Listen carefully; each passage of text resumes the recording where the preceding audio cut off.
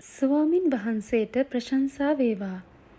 October 12 වෙනි ඉරිදා දින දිනපතා භෝජනය. දැනගැනීම සහ ප්‍රේම කිරීම. මාගේ පුතා ඔබව හඳුනනවාද යන ප්‍රබල ලිපියේ ක්‍රීඩා රචක ජොනතන් ජාක්ස් මාරාන්තිකව පිළිකාව සමග ඔහුගේ සටන ගැන සහ අන් අය තම බිරිඳ සහ කුඩා පුතු හොඳින් රැකබලා ගැනීම ගැන වූ ඔහුගේ ආශාව ගැන ලිවීය. 34 හැවිරිදි ඔහු මෙම කෘතිය ලියා ඇත්තේ ඔහුගේ මරණයට මාස 6කට පෙරය.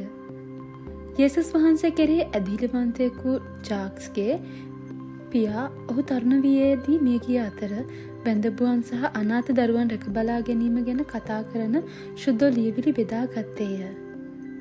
ඔහුගේ මිතුරන්ට යොමු කළ වචන වලින් ඔහු මෙසේ ලිවීය. මම ඔබව ස්වර්ගයේදී දකින විට මම ඔබගෙන් අසන්නේ එක දෙයයි. ඒ ඔබ මාගේ පුතාට සහ මාගේ බිරිඳට යහපත් වුණාද? මාගේ පුතා ඔබව හඳුනනවාද යන්නයි. දාවිත් රජු කල්පනා කළේ සවුල්ගේ වංශයෙන් යමෙක් තව ඉතුරුව සිටිනවාද? සිටිනවා නම් මම යොනතාන් නිසා ඔහුට කරුණාව පෙන්වන්නෙමි යන්වෙනි. හදිසි අනතුරක් හේතුවෙන් දෙපා කොර වූ යොනතාන්ගේ පුත්‍රයෙක් වන මෙපිබෝෂන් රජු වෙත ගෙනෙන ලදී. දාවිත් රජු ඔහුට කතා කොට සැබෑවටම නුඹේ පිය වූ යොනතාන් නිසා මම නුඹට කරුණාව පෙන්වා නුඹේ පිය වූ සාවුල්ගේ සියලු ගම්බිම් නුඹට නැවත දෙන්නෙමි.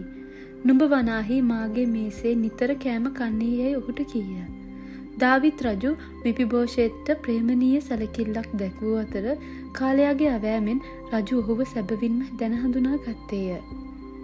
යේසුස් වහන්සේ අපට ප්‍රේම කරනවා සේම අන් අයටද ප්‍රේම කිරීමට අපව කැඳවා ඇත.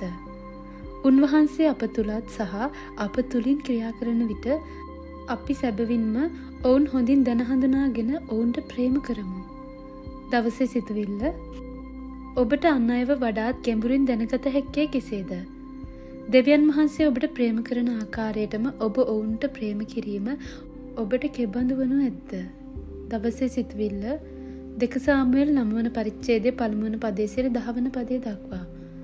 සැබෑවටම නුඹේ පිය වූ යොනතාන් නිසා මම නුඹට කරුණාව පෙන්වා.